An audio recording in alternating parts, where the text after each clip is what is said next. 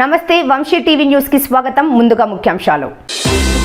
భారత్ జోడోలో రాహుల్ జోష్ బాలికను భుజాలపై మోస్తూ పాదయాత్ర. ఇస్రోకి ఈ ప్రయోగం కీలకం. ప్రతిష్టాత్మక ప్రయోగాలన్నీ ఈ రాకెట్ ద్వారే. యువతకు కొలువుల జాతర, 10 లక్షల ఉద్యోగాల టార్గెట్ ప్రారంభించిన ప్రధాని నరేంద్ర మోదీ. బీజేపీ రాజకీయ కుట్రలో భాగమే మునుగోడు ఉప ఎన్నిక, మంత్రి జగదీష్ రెడ్డి. భారత్ జోడో యాత్రలో కాంగ్రెస్ ముఖ్య నేత రాహుల్ గాంధీ జనాలకు మరింత చేరువ అవుతున్నారు. తనతో పాటు కలిసి నడిచే వారితో చిట్చాట్ చేసి పసందైన కబుర్లు చెబుతూ వారిలో ఉత్సాహాన్ని తెస్తున్నారు. ఇక జవహర్ లాల్ నెహ్రూ అంటే చిన్నపిల్లలకి ఎంత ఇష్టమో అన్నట్లు ఆ వారసత్వం తనలోనూ ఉందని నిరూపించుకుంటున్నారు. భారత్ జోడో యాత్ర మొదలైనప్పటి రాహుల్తో చిన్నారులు కలిసి నడుస్తున్న మరుపురాని ఎన్నో ఘటనలున్నాయి. ఇక ఆంధ్రప్రదేశ్లో ప్రస్తుతం పాదయాత్ర కొనసాగుతుండగా ఇవాళ రాహుల్ గాంధీ భుజాల మీద ఓ బాలికను మోసి ఔరా అనిపించారు. ఇది చూసి పాదయాత్రలో ఉన్నవారంతా బిగ్గరగా షౌటింగ్ చేయడం కనిపించింది.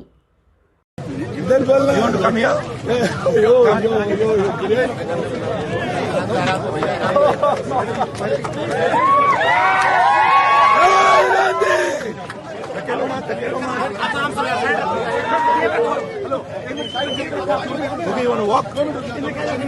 Can you jump down? Jump. Jump.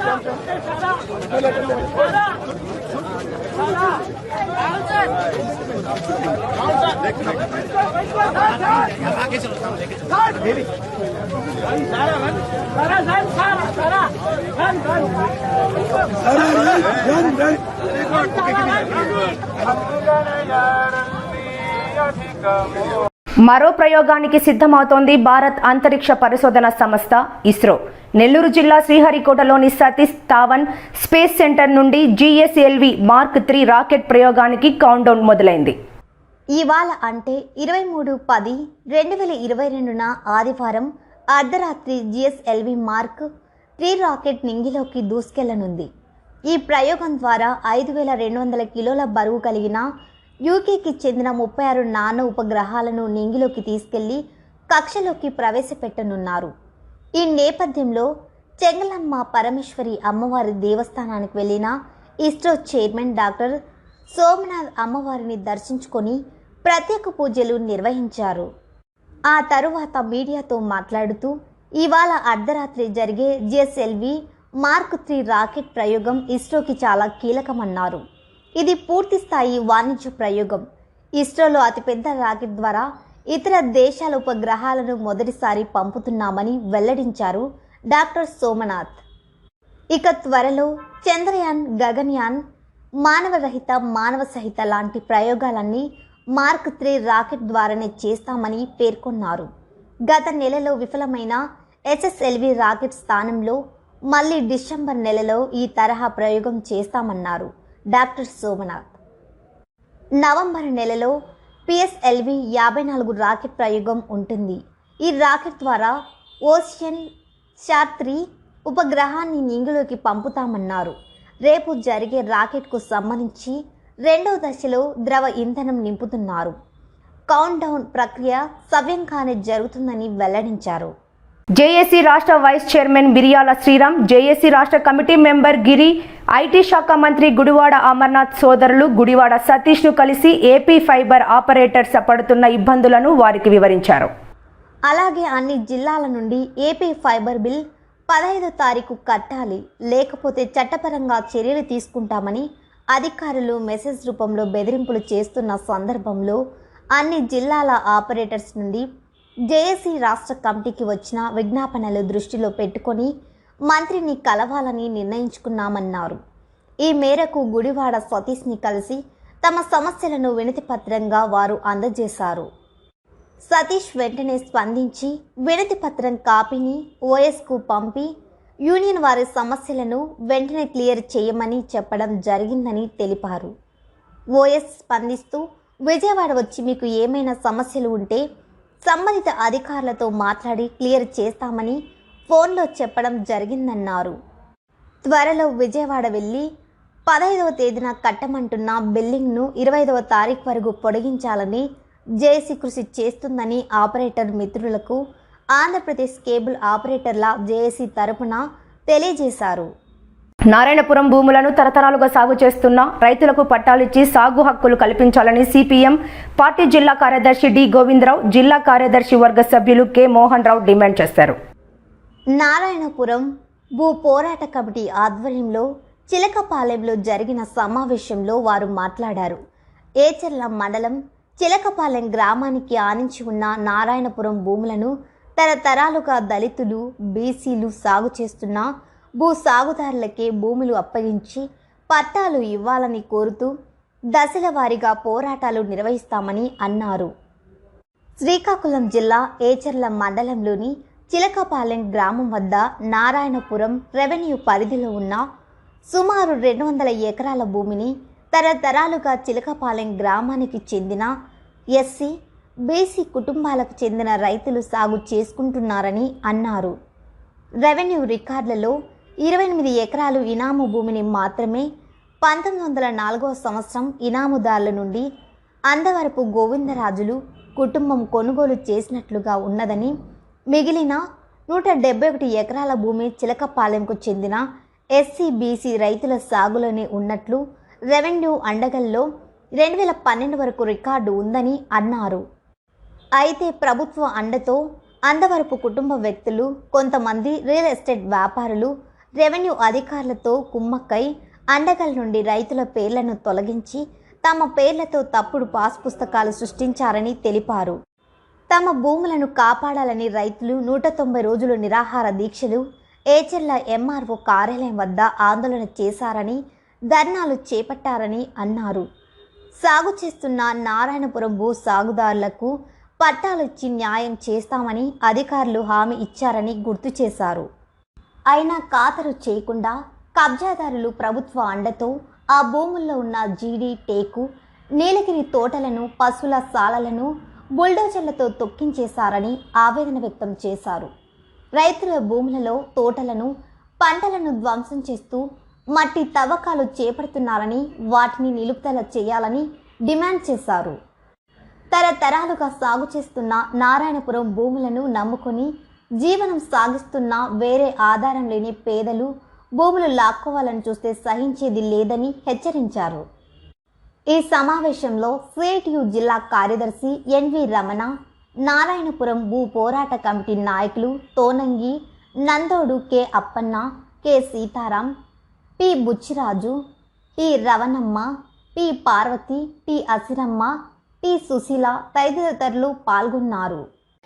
Srikakulam జిల్లా ఎచ్చర్ల మండలం చిలకపాలెం గ్రామంలో ఉండే నారాయణపురం భూముల్లో ఇక్కడ ఉండే ఎస్సీ, ఎస్టీ, బీసీలంతా కూడా తరతరాలుగా సాగు చేస్తున్నారు. సుమారు 200 ఎకరాల భూమి.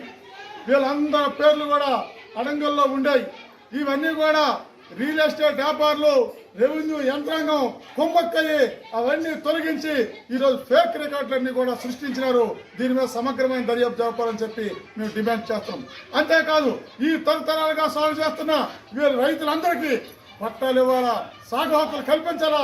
దీనికోసం విశాల ప్రజా మద్దతు కూడగట్టి దశల వారీ పోరాటం చేస్తున్నామని చెప్పి హెచ్చరిక జారీ చేస్తున్నాం. రేపు నవంబరు 2వ వారంలోన మండల కార్యాలయం వద్ద ధర్నా కార్యక్రమం చేయాలని చెప్పి పిలుపునిస్తున్నాం. దీనిలో పెద్ద సంఖ్యలో పాల్గొవాలి. ఏదైనా మొత్తం పోరాడి విజయం సాధించే వరకు ఈ పోరాటాన్ని కొనసాగిస్తామని చెప్పి హెచ్చరిక జారీ చేస్తున్నాం. దేశవ్యాప్తంగా రానున్న 18 నెలల కాలంలో 10 లక్షల ఉద్యోగాలు కల్పించే లక్ష్యంతో ప్రధానమంత్రి నరేంద్ర మోడీ రోజ్గార్ మేళాను ప్రధానమంత్రి నరేంద్ర మోడీ ప్రారంభించారు. మొదటి దశలో ఎంపికైన 75,226 మంది యువకులకు దేశవ్యాప్తంగా రానున్న 18 నెలల కాలంలో 10 లక్షల ఉద్యోగాలు కల్పించే లక్ష్యంతో ప్రధానమంత్రి నరేంద్ర మోదీ రోజ్గార్ మేళాను ప్రధానమంత్రి నరేంద్ర మోదీ ప్రారంభించారు. మొదటి దశలో ఎంపికైన 75,226 మంది యువకులకు నియామక పత్రాలు ఈరోజు అందజేశారు. ఈ సందర్భంగా నిర్వహించిన కార్యక్రమంలో వీడియో కాన్ఫరెన్స్ ద్వారా ప్రధానమంత్రి నరేంద్ర మోదీ మాట్లాడుతూ గత 8 ఏళ్ల కాలంలో యువతకు ఉపాధి, స్వయం ఉపాధి అవకాశాలను మెరుగుపరిచామన్నారు. రోజ్గార్ మేళా ద్వారా ఏడాదిన్నర కాలంలో 10 లక్షల ఉద్యోగాలు భర్తీ చేయాలని లక్ష్యంగా పెట్టుకున్నట్లు తెలిపారు. భవిష్యత్తులోనూ యువతకు వివిధ రంగాల్లో ఎన్నో అవకాశాలున్నాయని పేర్కొన్నారు. అన్ని రంగాలలో స్వయం సమృద్ధి సాధించే లక్ష్యంతో తమ ప్రభుత్వం పనిచేస్తోందన్నారు. తమ సంకల్పంలో నూతన ఆవిష్కరణలు, వ్యవస్థాపకులు, రైతులు అంతా భాగస్వామ్యం కావాలని ప్రధానమంత్రి నరేంద్ర మోదీ పిలుపునిచ్చారు. దేశంలో యువశక్తి గణనీయంగా ఉందన్నారు. దేశంలోని యువతకు ఈరోజు ఎంతో ముఖ్యమైందన్నారు. ఈరోజు కేంద్ర ప్రభుత్వం 75,000 మందికి పైగా యువతకు ఉద్యోగ నియామక పత్రాలను అందించిందన్నారు. उच्च शिक्षा के सैकड़ों नए संस्थान भी बनाए गए हैं. हमने युवाओं के लिए स्पेस सेक्टर खोला है, ड्रोन पॉलिसी को आसान बनाया है ताकि युवाओं के लिए देश भर में ज्यादा से ज्यादा अवसर बढ़े. साथियों, देश में बड़ी संख्या में रोजगार और स्वरोजगार के निर्माण में सबसे बड़ी रुकावट बैंकिंग व्यवस्था तक बहुत सीमित लोगों की पहुंच भी थी. इस रुकावट को भी हमने दूर कर दिया है. मुद्रा योजना ने देश के गांवों और छोटे शहरों में उद्यमशीलता का विस्तार किया है. अभी तक इस योजना के तहत करीब 20 लाख करोड़ रुपए के ऋण दिए जा चुके हैं. देश में स्वरोजगार से जुड़ा इतना बड़ा कार्यक्रम पहले कभी लागू नहीं किया गया. इसमें भी जितने साथियों को ये ऋण मिला है उसमें से 7.5 करोड़ से अधिक लोग ऐसे हैं जिन्होंने पहली बार अपना कोई कारोबार शुरू किया है, अपना कोई बिजनेस शुरू किया है. और इसमें भी सबसे बड़ी बात, मुद्रा योजना का लाभ पाने वालों में लगभग 70% लाभार्थी हमारी बेटियां हैं, माताएं, बहनें हैं. इसके अलावा एक और आंकड़ा बड़ा महत्वपूर्ण है. बीते वर्षों में सेल्फ हेल्प ग्रुप से 8 करोड़ महिलाएं जुड़ी हैं, जिन्हें भारत सरकार आर्थिक मदद दे रही है. ये करोड़ों महिलाएं अब अपने बनाए उत्पाद देश भर में बिक्री कर रही है, अपनी आय बढ़ा रही है. अभी मैं बद्रीनाथ में कल पूछ रहा था, माताएं बहनें जो सेल्फ हेल्प ग्रुप मुझे मिली, उन्होंने कहा इस बार जो बद्रीनाथ यात्रा पे लोग आए थे, हमारा 2.5 लाख रुपया हमारा एक ग्रुप की कमाई हुई है. साथियों, गांव में बड़ी संख्या में रोजगार निर्माण का एक और उदाहरण हमारा खादी और ग्रामोद्योग भी है. देश के पहली बार खादी और ग्रामोद्योग 1 लाख करोड़ रुपए से अधिक का हो चुका है. కుల మతాలకు రాజకీయాలకు అతీతంగా రానున్న రోజుల్లో మరెన్నో సేవా కార్యక్రమాలు విస్తృతంగా చేస్తామని ప్రముఖ సామాజికవేత్త తెలుగుదేశం పార్టీ సీనియర్ నాయకులు మామిడి గోవిందరావు అన్నారు. మండలం సుబాలై R&R కాలనీ పాత హిరమండలంకు చెందిన నిరుపేద కుటుంబాలకు కిడ్నీ పేషెంట్లకు 30,000 రూపాయలు ఆర్థిక సహాయం ప్రముఖ సామాజికవేత్త పాతపట్నం నియోజకవర్గం తెలుగుదేశం పార్టీ సీనియర్ నాయకులు మామిడి గోవిందరావు అందించారు. ఈ సందర్భంగా ఎంజీఆర్ మాట్లాడుతూ నియోజకవర్గంలో కుల మతాలకు రాజకీయాలకు అతీతంగా రానున్న రోజుల్లో మరెన్నో సేవా కార్యక్రమాలు చేసేందుకు ప్రణాళికలు రచించినట్లు తెలిపారు. ఆయనతో పాటు పోతురాజు శ్రీధర్, మిరియపల్లి భగవాన్ దాస్, కలిశెట్టి వేణు, గోపాలరావు, అప్పలరెడ్డి, ఎంజీఆర్ యువసేన సభ్యులు తదితరులు కార్యక్రమంలో ఉన్నారు. మెట్టూరు విఘ్నేశ్వర ఆలయ మండపానికి 20,000 రూపాయలు ఆర్థిక వితరణ అందించారు ప్రముఖ సామాజికవేత్త తెలుగుదేశం పార్టీ సీనియర్ నాయకులు మామిడి గోవిందరావు. కొత్తూరు మండలం మెట్టూరు గ్రామంలో వెలసి ఉన్న శ్రీ విఘ్నేశ్వర స్వామి ఆలయంలో శాశ్వత మండప నిర్మాణానికి 20,000 రూపాయలు ఆర్థిక సహకారాన్ని ప్రముఖ సామాజికవేత్త, పాతపట్నం నియోజకవర్గం తెలుగుదేశం పార్టీ సీనియర్ నాయకులు మామిడి గోవిందరావు అందజేశారు. గ్రామస్తులు మరియు ఆలయ కమిటీ ఆహ్వానం మేరకు విఘ్నేశ్వర ఆలయాన్ని దర్శించిన ఎంజీఆర్ తన వంతు సహాయాన్ని అందించిన అనంతరం గ్రామస్తులు ఎవరికైనా ఎటువంటి సహాయం కావాలన్న తనను సంప్రదిస్తే తప్పక తన వంతు సహాయం ఉంటుందని భరోసా ఇచ్చారు. ఈ కార్యక్రమంలో ఆరుబోలు దశరథ, వావిలపల్లి వెంకటరమణ, పిండి వెంకట రామారావు, వంబరవల్లి ప్రతాప్ కుమార్, పిండి వెంకటరావు, ఆలయ కమిటీ, ఎంజీఆర్ యువసేన సభ్యులు తదితరులు పాల్గొన్నారు. విశాఖపట్నం రాజధాని కావాలని కోరుతూ అనకాపల్లిలో ఘనంగా జేఏసీ సమావేశం జరిగింది. శనివారం Anakapalli JAC chairman professor Hanumanthu Lajpat Rai అధ్యక్షతన జరిగిన ఈ జేఏసీ సమావేశంలో మేధావులు, స్వచ్ఛంద సేవా సంస్థలు, రాష్ట్ర ఉప ముఖ్యమంత్రి, పార్లమెంటు సభ్యులు, ఎమ్మెల్యే తదితరులు పాల్గొని విశాఖ పరిపాలన రాజధాని కావాలని కోరుతూ నినాదించారు. గవర్నమెంట్ విప్, ధర్మశ్రీ న్యాయవాదులు, జేఏసీ మెంబర్లు, జేఏసీ ఉప చైర్మన్, ఎస్సీ ఎస్టీ, మైనార్టీ వర్గాలు తదితరులు ఈ కార్యక్రమంలో పాల్గొని విజయవంతం చేశారు. అభివృద్ధి చంద్రంలో వెలువడింది. అప్పుడు కూడా ఇప్పుడు కూడా మనకు బాధ ఎదుర్కొనేది. ఇప్పుడు మాకు ప్రభుత్వం ఒక అవకాశాన్ని ఇచ్చింది. ఇచ్చినటువంటి అవకాశాన్ని మనం ఎటువంటి పరిస్థితుల్లో కూడా మనం వదులుకోవడానికి సిద్ధంగా లేదు అని అదే పరిస్థితి వస్తే మరి ఇక్కడ వేర్పాటు ధోరణ కూడా వచ్చేటటువంటి ప్రమాదాలు ఉన్నాయి. కాబట్టి మా ఉద్దేశం ఏంటంటే రాష్ట్రంలో పేదలందరూ కూడా 3 ప్రాంతాలకు చెందిన ప్రజలందరూ కూడా మరి అందరూ కూడా సత్సంతోషంతో కలిసి అందరూ కూడా కలిసి ఉండాలనే ఉద్దేశంతోనే మా జేఏసీ కార్యక్రమాన్ని రూపొందించింది. మేము సాధారణంగా వేర్పాటు ధోరణి అనేటటువంటిది ఏదైతే ఒక ప్రాంతం ఏర్పడిందో ఆ ప్రాంతంలో దిగుబాటు చేసేటటువంటి ప్రమాదం ఉంది. ప్రజలకు మెరుగైన వైద్యం అందజేయడం ప్రభుత్వ లక్ష్యమని శాసనసభాపతి తమ్మినేని సీతారాం పేర్కొన్నారు. వైద్యులు విధానం, ఫ్యామిలీ ఫిజిషియన్ కాన్సెప్ట్లో భాగంగా జిల్లాకు కొత్తగా 2 నూతన 104 సంచార వైద్య వాహనాలను ప్రభుత్వం మంజూరు చేసింది. ఇందులో భాగంగా శ్రీకాకుళం రూరల్కు ఒక వాహనం, ఆమదలవలస మండలంకు ఒక వాహనంను కేటాయించారు. ఆమదలవలస వాహనంను ఆంధ్రప్రదేశ్ శాసనసభాపతి తమ్మినేని సీతారాం క్యాంపు కార్యాలయంలో జెండా ఊపి లాంఛనంగా ప్రారంభించారు. శ్రీకాకుళం వాహనాన్ని సింగుపురం ఎంపీపీ అంబాటి నిర్మలా శ్రీనివాస్, జిల్లా వైద్యాధికారి బొడ్డేపల్లి మీనాక్షి ప్రారంభించారు. ఈ సందర్భంగా మాట్లాడుతూ గ్రామీణ ప్రాంతంలో ఉండే ప్రజలకు మెరుగైన ఉచితంగా వైద్య సదుపాయం అందించడం దీని ముఖ్య ఉద్దేశమని, ప్రజలంతా ఈ అవకాశాన్ని వినియోగించుకోవాలని అన్నారు. జిల్లా వైద్య ఆరోగ్య శాఖాధికారి బొడ్డేపల్లి మీనాక్షి మాట్లాడుతూ ప్రతిరోజు పిహెచ్సి వైద్యులు 104 వాహనం ద్వారా విలేజ్ హెల్త్ క్లినిక్స్లో వైద్య శిబిరాలు నిర్వహిస్తారు.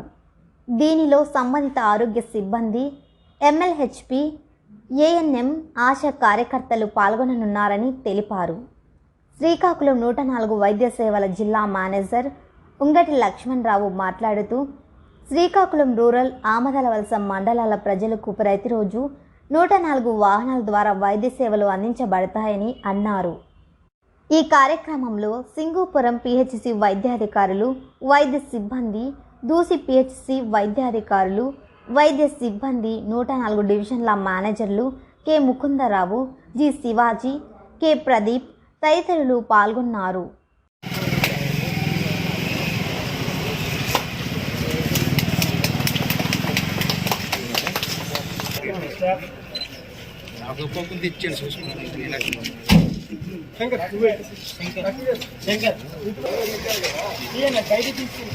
పొందరు కార్యకర్తలు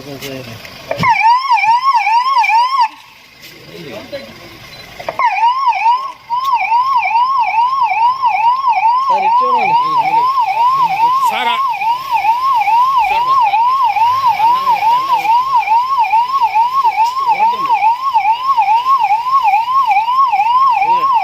ఒక వ్యక్తి స్వార్థం కోసం మునుగోడు ఉప ఎన్నిక వచ్చిందని మంత్రి జగదీష్ రెడ్డి అన్నారు. బీజేపీ రాజకీయ కుట్రలో భాగమే ఈ ఉప ఎన్నిక అని ఆగ్రహం వ్యక్తం చేశారు. అయితే అసలు ఉప ఎన్నిక ఎందుకు వచ్చిందో తెచ్చిన వారు చెప్పలేకపోతున్నారని విమర్శించారు. ప్రజలను మోసం చేయలేమని ఆ పార్టీకి అర్థమైందన్నారు. హైదరాబాద్లో నిర్వహించిన మీట్ ది ప్రెస్ కార్యక్రమంలో మంత్రి జగదీష్ రెడ్డి పాల్గొన్నారు. ప్రతిపక్షాలు లేకుండా చేయలేని కేంద్రంలోని బీజేపీ కుట్ర పన్నుతుందని విమర్శించారు. సీఎం కేసీఆర్ జాతీయ రాజకీయాల్లోకి రావడంతో బీజేపీ భయపడుతున్నదని మంత్రి చెప్పారు.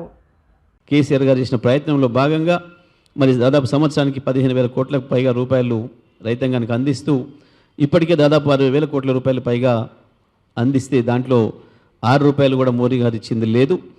మరి ఇట్లా సంక్షేమ రంగంలో కూడా అనేక పథకాలు తీసుకొచ్చి కళ్యాణ లక్ష్మి లాంటి పథకం తీసుకొచ్చి దాదాపు 10,000 కోట్ల రూపాయలు ఖర్చు పెట్టి ఆ కుటుంబాలను ఆదుకుంటే కూడా 10 రూపాయలు కూడా ఇచ్చింది లేదు మోడీ.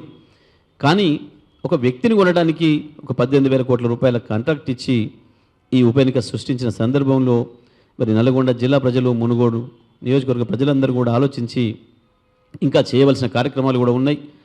మునుగోడుకు శాశ్వతమైన పరిష్కారం చూపిస్తూ ఒకవైపు చెర్లగూడెం శివనగూడెం ప్రాజెక్టు, మరొక వైపు కిష్టాంపల్లి పేరు మీద ఉన్న లక్ష్మణాపురం ప్రాజెక్టులను ప్రారంభించుకున్నాం. డిండి ఎత్తిపోతల పథకం ద్వారా పాలమూరు డిండి ద్వారా అక్కడ నీళ్ళు తీసుకొచ్చుకోవాలి, శాశ్వతంగా ఈ ప్రాంతాన్ని సస్యశ్యామలమైన ప్రాంతంగా చేయాలని చెప్పి మునుగోడు దేవరకొండలం కూడా ముఖ్యమంత్రి గారు చేస్తున్న ప్రయత్నానికి ఒకవైపు బీజేపీ పార్టీ కేంద్ర ప్రభుత్వం ఎన్ని అడ్డంకులు సృష్టించినా తప్పకుండా వాటిని పూర్తి చేసుకోవాల్సిన అవసరం ఉంది. పూర్తి చేయాలని పట్టుదలతోని రాష్ట్ర ప్రభుత్వం ఉంది, ముఖ్యమంత్రి గారు ఉన్నారు. మరి ఇటువంటి సందర్భంలో దురదృష్టవశాత్తు 2018లో టీఆర్ఎస్ శాసనసభ్యుడిని అక్కడ గెలిపించుకోలేకపోవడం వల్ల ఈ కొంత కుంటుపడడం జరిగింది. మరి జిల్లా మంత్రిగా నా దగ్గరికి కానీ స్వయంగా ముఖ్యమంత్రి గారి దగ్గర కానీ వెళ్ళే వ్యక్తి శాసనసభ్యుడిగా ఉంటేనే ప్రజల సమస్యలు పరిష్కారం అవుతాయనే విషయం మనకు కళ్ళ ముందు కనపడ్డది. గత 4 సంవత్సరాలుగా రాజగోపాల్ రెడ్డి గారు ఎన్నడూ కూడా నియోజకవర్గానికి అడుగుపెట్టలేదు. ప్రభుత్వం నుంచి వచ్చే కళ్యాణ లక్ష్మి, షాదీ ముబారక్ చెక్కులను కూడా ఆయన అందించకుండా అవి మురిగిపోయే పరిస్థితి వస్తే, అవి బౌన్స్ అయ్యే పరిస్థితి వస్తే మళ్ళీ 3 నెలల తర్వాత రివాలిడేషన్ చేయించి అక్కడ ఇప్పుడు నిలబడ్డ మా అభ్యర్థి ప్రభాకర్ రెడ్డి గారు ఆయన ఓడిపోయినప్పటికీ కూడా మరి ప్రతిరోజు నిత్యం ప్రజల్లో ఉండి నా దృష్టికి విషయాన్ని తీసుకొచ్చి అన్న ఇక్కడ ఇవి రావడం లేదు, ఆయన వచ్చి ఇవ్వడం లేదు ఎమ్మెల్యే గారు, మరి మీరన్నా రండి, మంత్రిగా మీరు ఇచ్చే అవకాశం ఉంది కాబట్టి, జిల్లా మంత్రిగా మీకు అధికారం ఉంది కాబట్టి మీరు సమయం ఇవ్వండి అంటే నేను ఒకవైపు సూర్యాపేట కంటే ఎక్కువ అక్కడ సమయం ఇచ్చి కూడా గత సంవత్సర కాలంగా అక్కడ ప్రజలకు అన్ని విషయాల్లో అందుబాటులో ఉంటూ మా ఇన్ఛార్జి ఇవాటి మా అభ్యర్థి ప్రభాకర్ రెడ్డి గారి నాయకత్వంలో ప్రజల సమస్యలను పరిష్కరిస్తూ ముందుకు పోయినాం. ఇవాళ ఆ ప్రాజెక్టులు పూర్తి కావాలన్నా ఇంకా మిగిలిపోయిన కొన్ని చిన్న రోడ్లు, ఇతర సౌకర్యాలకు సంబంధించి కూడా ప్రజల్లో ఒక కోరిక ఉంది.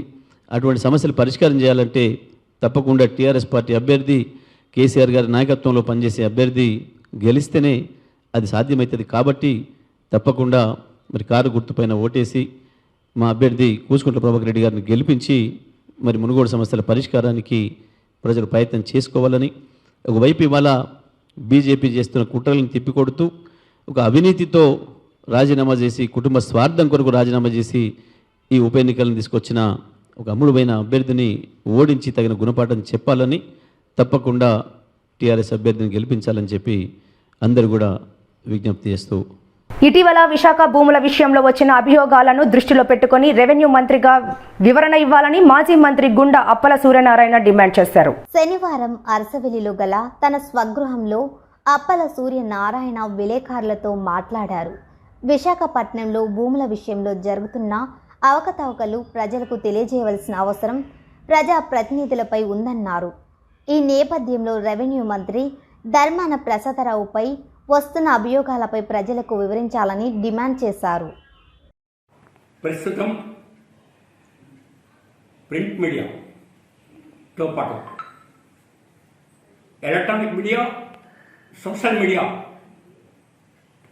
విపరీతంగా ప్రాధాన్యతని సంతరించుకుంది. ప్రతి ఒక్కరు కూడా మీడియాను ఫాలో అవుతున్నారు. అదేవిధంగా రాజకీయ విషయాన్ని అధ్యయనం చేస్తున్నటువంటి సందర్భం అని అందరికీ తెలుసు. అటువంటి పరిస్థితుల్లో రాజకీయ వ్యూహాలు నిలబడవు అని చెప్పి మేము ఈ సందర్భంగా మనం చేస్తున్నాం. 3 రాజధానుల విషయంలో ఈవేళ ధర్మాన ప్రసాదరావు గారు ఏమంటున్నారంటే, నేను ముఖ్యమంత్రితో సంప్రదించి నేను రాజీనామా చేస్తాను అన్నటువంటి విషయం తెలియజెప్పడం జరిగింది. ఈ విషయంలో మేము ఒకటి అడుగుతున్నాం, ఇది ఒక వ్యూహం కేవలం. ఎందుకంటే ధర్మాన ప్రసాద్కి వ్యూహం చేయడానికి ఆయన కొంత వ్యూహం తెలిసినటువంటి వ్యక్తులు కూడా ఉన్నారు అన్నది కూడా పట్టణంలో అందరికీ తెలుసు. ఆయన ఎవరితాలకు వ్యూహాన్ని ఫాలో అవుతారో అన్నటువంటి విషయం కూడా తెలుసు అని చెప్పి మేము ఈ సందర్భంగా మనం చేస్తున్నాం. ఈ యొక్క విషయంలో మేము ఒకటి అడుగుతున్నాం, 3 రాజధానులు అనే విషయం ఉత్తరాంధ్రకి సంబంధించినటువంటి విషయము. అంటే ఇది 3 మంత్రులకు సంబంధించినటువంటి విషయం అని కూడా అందరికీ తెలుసు అని చెప్పి మేము ఈ సందర్భంగా మనం చేస్తున్నాం. అటువంటి పరిస్థితుల్లో ఈవేళ ఉత్తరాంధ్ర సమస్య విషయానికి వచ్చేటప్పుడు ఈ యొక్క ఒపీనియన్ ప్రివైల్ అవ్వదు అన్నది అందరికీ తెలుసు. అటువంటి పరిస్థితుల్లో ముఖ్యమంత్రి గారు కూడా స్పందన పూర్తిగా ధర్మాన ప్రసాద్కి అనుకూలంగా వస్తుంది అన్నటువంటి అభిప్రాయం కూడా మాకు లేదు అని చెప్పి మేము ఈ సందర్భంగానే మనం చేస్తున్నాము. అందుకోసం వ్యక్తిగత వ్యూహం ఈవేళ నెరవేరదు అన్నదే మా తాలూకా అభిప్రాయం అని చెప్పి మేము ఈ సందర్భంగా మనం చేస్తున్నాము. మరొక వైపు చూస్తే ఈవేళ భారత రాజ్యాంగం బట్టి జ్యుడిషియల్ రివ్యూ అనేది కంపల్సరీ అన్నది అందరికీ తెలుసు. అందుకే ఈవేళ ఎగ్జిక్యూటివ్ కానీ లెజిస్లేచర్ కానీ లేకపోతే కింద పార్టీ జ్యుడిషియరీ తీసుకున్న నిర్ణయాలు కానివ్వండి, అన్నింటి మీద సుప్రీంకోర్టుకి ఒక్కసారి చూస్తే జ్యుడిషియల్ రివ్యూ ఉంది అని చెప్పి ఈ సందర్భంగా మనం చేసుకుంటున్నాం. హైకోర్టు రైతులకి సంబంధించి వాళ్ళకి ఫేవరబుల్ డెసిషన్ ఇస్తే వీళ్ళు అప్పీల్ కూడా చేయకుండా ఆ పీరియడ్ పూర్తయిన తర్వాత వీళ్ళు అప్పీల్ చేస్తారు ప్రభుత్వం. అంటే ఏంటంటే they are not so confident that you will win in Supreme Court for getting stay అన్నది కూడా అర్థమవుతుందని చెప్పి మేము ఈ సందర్భంగా మనం చేస్తున్నాం. అందువల్ల అది లిస్టులో కూడా ఉంది, అందు కూడా మనకు తెలుసు. ఏదైనా అంతిమ నిర్ణయం ప్రజాస్వామ్య దేశంలో సుప్రీంకోర్టు జ్యుడిషియల్ రివ్యూ అన్నది మేము ఈ సందర్భంగా మనం చేస్తున్నాం. ఈ జ్యుడిషియల్ రివ్యూ ఎంత ప్రాధాన్యత సంచరించుకుంది అంటే ఇందిరాగాంధీ ఆ వేళ అలహాబాద్ హైకోర్టు ఆవిడ ఎలక్షన్ కాదంటే ఇందిరాగాంధీ మాట ఈ దేశంలో చల్లని సందర్భం ఉంది, మనం ఒకసారి గుర్తు చేసుకోవాలని చెప్పి మేము ఈ సందర్భంగా మనం చేస్తున్నాం. అటువంటి సందర్భంలో ఇది కూడా దృష్టిలో పెట్టుకోవాలి. అదేవిధంగా చెప్పాలంటే ఇటీవల విశాఖ భూముల విషయంలో అనేక అభియోగాలు వచ్చిన దృశ్య రెవెన్యూ మంత్రి గారు వివరణిస్తే సందర్భోచితంగా ఉంటుంది అని చెప్పి మేము ఈ సందర్భంగా మనం చేస్తున్నాం. ఎందుకంటే గతంలో భారత రాజకీయాల్లో ఉన్నత స్థానాల్లో పదవులు చేసేవాళ్ళు చాలా బాధ్యతాయుతంగా ఉండేవాళ్ళు అన్నది అందరికీ తెలిసిందే. ఆనాడు మీ చిన్నప్పుడు మాకు ముఖ్యమంత్రి గారు సంజీవ్ రెడ్డి గారు ఆయన బస్సుల్ని నేషనలైజ్ చేశారు. ఆ జాతీయకరణలో వార్తలు ముగించే ముందు ముఖ్యాంశాలు మరోసారి. భారత్ జోడోలో రాహుల్ జోష్ బాలికను భుజాలపై మోస్తూ పాదయాత్ర. ఇస్రోకి ఈ ప్రయోగం కీలకం, ప్రతిష్టాత్మక ప్రయోగాలన్నీ ఈ రాకెట్ ద్వారే. యువతకు కొలువుల జాతర, 10 లక్షల ఉద్యోగాల టార్గెట్ ప్రారంభించిన ప్రధాని నరేంద్ర మోదీ. బీజేపీ రాజకీయ కుట్రలో భాగమే మునుగోడు ఉప ఎన్నిక, మంత్రి జగదీష్ రెడ్డి. ఈ వార్తలు ఇంతటితో సమాప్తం. నమస్కారం.